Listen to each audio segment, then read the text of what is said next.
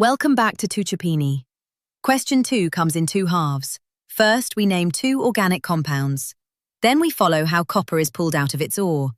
And I promise we won't just write down balanced equations. We'll build and balance each one together so you can see exactly why every number is there. To name any organic compound, we do two things.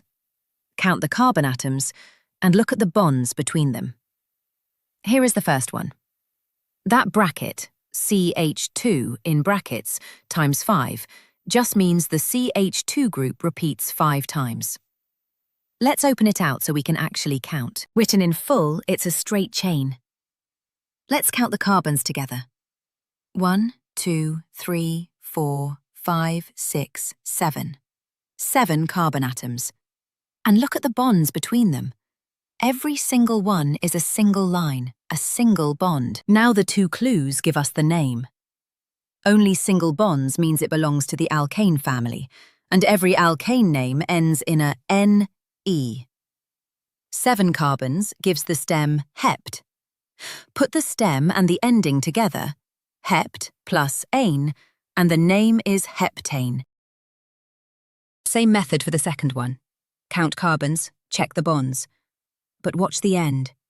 It finishes in C, triple bond, CH. That triple bond is the whole story.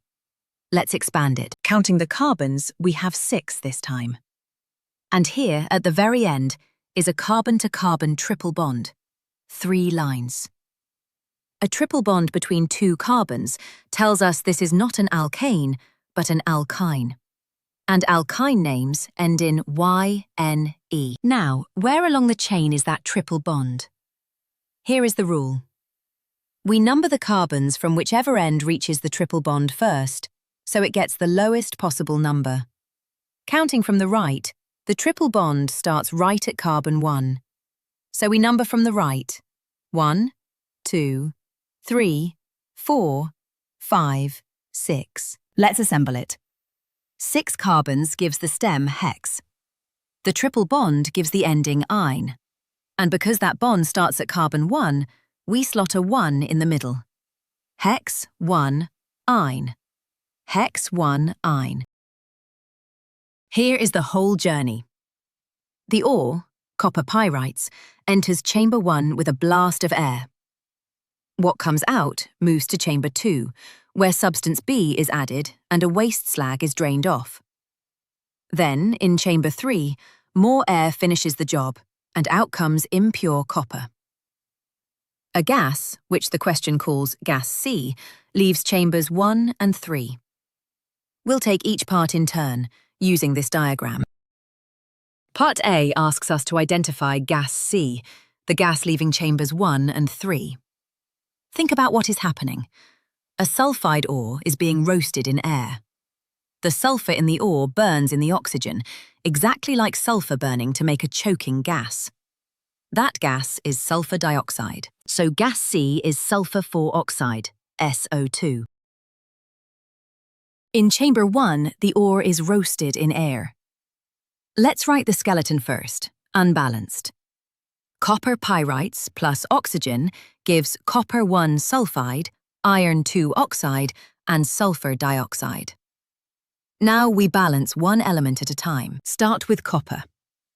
On the right, copper 1 sulfide, Cu2S, already contains 2 coppers. So the left must also supply 2 coppers. We put a 2 in front of CuFeS2. Never change the little formula numbers. We only put big numbers in front. That 2 in front now gives us 2 iron atoms on the left. To match them, we put a 2 in front of iron 2 oxide, giving 2FeO. Now sulfur. 2CuFeS2 contains 4 sulfur atoms. 1 sulfur is used up in the copper 1 sulfide, which leaves 3 sulfurs. Those 3 must go into 3 sulfur dioxide molecules. Last, oxygen. Count the right side now. 2 oxygens in the 2FeO plus 6 in the 3 sulfur dioxide gives 8 oxygen atoms. Oxygen comes as O2, so 8 atoms need 4 molecules. We put a 4 in front of O2, and the whole equation is balanced. Let's confirm. 2 coppers, 2 irons, 4 sulfurs, and 8 oxygens on each side. Everything matches. That is a fully balanced equation. Part C. In chamber 2, we still have iron, as iron 2 oxide mixed in, and we need to get rid of it.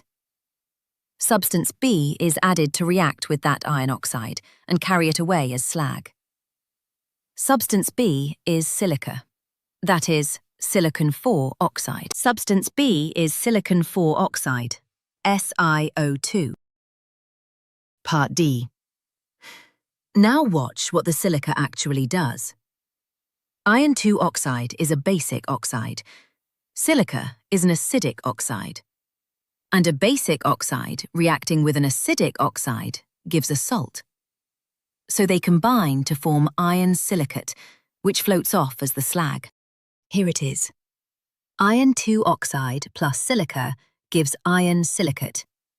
And it is already balanced. Count the oxygens. 1 from the iron oxide plus 2 from the silica makes 3.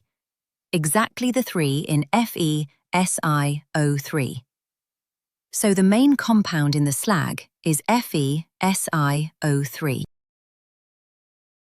The first reaction roasts some of the copper-1 sulfide in air to give copper-1 oxide and sulfur dioxide. Skeleton first. Cu2S plus O2 gives Cu2O plus SO2. Copper and sulfur already match 1 to 1, but look at the oxygen. On the right, we'd have 1 oxygen in Cu2O and 2 in SO2. That's 3, an odd number. Oxygen only comes in molecules of 2, so we can't make 3 from whole O2 molecules. The fix is to double everything. Now the right has 2 plus 4, 6 oxygens, which is exactly 3 O2 molecules. Balanced. The second reaction is the clever one. The copper-1 oxide and the leftover copper-1 sulfide react together and reduce each other, releasing the copper metal. Skeleton. Cu2O plus Cu2S gives copper plus sulfur dioxide. Let's balance by counting. The sulfur is 1 on each side. Good. For oxygen to match the 2 in sulfur dioxide, we need 2 Cu2O. Now count the copper. 2 Cu2O gives 4, plus 2 from Cu2S is 6 coppers. So we need 6 copper atoms on the right. 2 Cu2O plus Cu2S gives 6 Cu plus SO2. Balanced, and there's our copper metal. Part 4. The copper from chamber 3 is still impure, so we purify it by electrolysis. Let me build the cell so you can see how it works.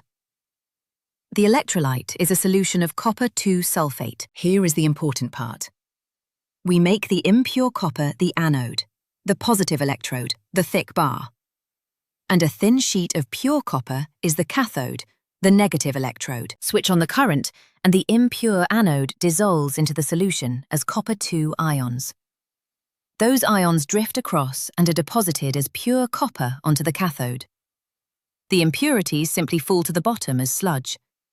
So the anode slowly shrinks and the pure cathode grows. So the answer, worth 2 marks, is electrolysis, with the impure copper as the dissolving anode and pure copper depositing on the cathode. Finally, Part G. Why do copper coins turn green after a long time in the air? It's slow corrosion. The copper reacts, little by little, with 3 things present in the air together: oxygen, carbon dioxide, and moisture. Together, they slowly build up a green layer of basic copper 2 carbonate on the surface. That green coating is the reason old copper goes green, and it is the answer for the mark. That completes question 2, all 10 marks. And notice what we did. We never just copied a balanced equation. We built each one from the skeleton and balanced it element by element, so you understand why every number is there. That's the skill the examiner is really testing. Well done. Like and subscribe to Tuchopini, and I'll see you in the next question.